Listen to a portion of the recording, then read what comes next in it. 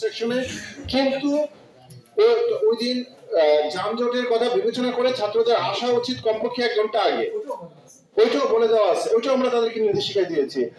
আর আপনার আরেকটা যেটা বলছিলেন তো সার্ভার, ওটার তো দিয়েছি। আর আপনার প্রথম কোশ্চেন যেটা ছিল সেটার উত্তর দিচ্ছি আমি, এরপরে শেষ এডমিশন বিষয়ক।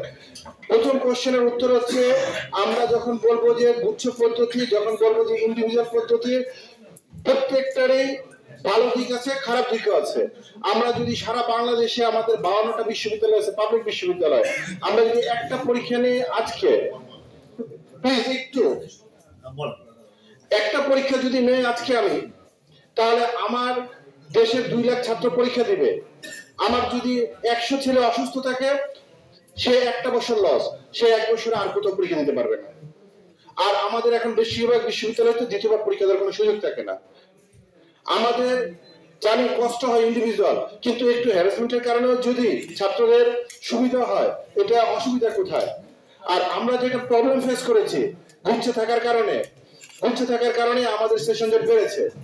আমরা যদি ইন্ডিভিজুয়াল নিতাম, এই বছর আমরা ক্লাস শুরু করেছি এসে নভেম্বরে, আমরা হয়তো এখন থেকে 6 মাস আগে ক্লাস শুরু করতে পারতাম। তাহলে আমরা কেন পিছিয়ে থাকবো? সভাপতি স্যার যে বললেন কথাটা সত্য। আমি যখন এখান থেকে পাশ করি, আমার ব্যাচমেট চুয়েট থেকে পাশ করে 2 বছর পরে। আমি পাশ করে বিদেশে চলে গেছি পিএইচডি করতে, আমার ব্যাচমেট পাশ করেছে তখন চুয়েট থেকে।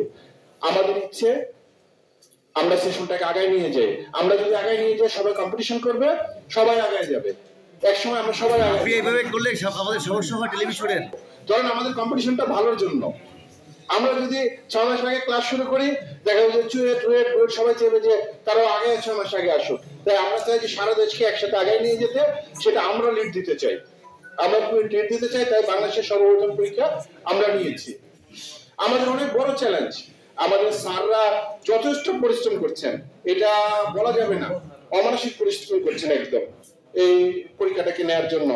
এবং খুলনার সাধারণ জনগণ থেকে শুরু করে সবাই আমাদেরকে অনেক সহযোগিতা করছে, তাহলে হয়তো আমরা পারতাম না এত বড় একটা উদ্যোগ নিতে। তাই ধন্যবাদ সবাইকে। আমাদের কুয়েটের সময়টা আমাদের খুব অল্প, 4 মাস। আপনারা বুঝেন আইনগত দিক দিয়ে যেতে একটু সময় লাগবে, ওই পর্যন্ত আমরা এখনো যেতে পারিনি, হয়তো ইনশাল্লাহ যাব ভবিষ্যতে। আমরা চাচ্ছি প্রপার ডকুমেন্টেশনের মাধ্যমে প্রত্যেকটা কাজ করতে। প্রপার ডকুমেন্টেশন হয়ে গেলে আমরা যাব।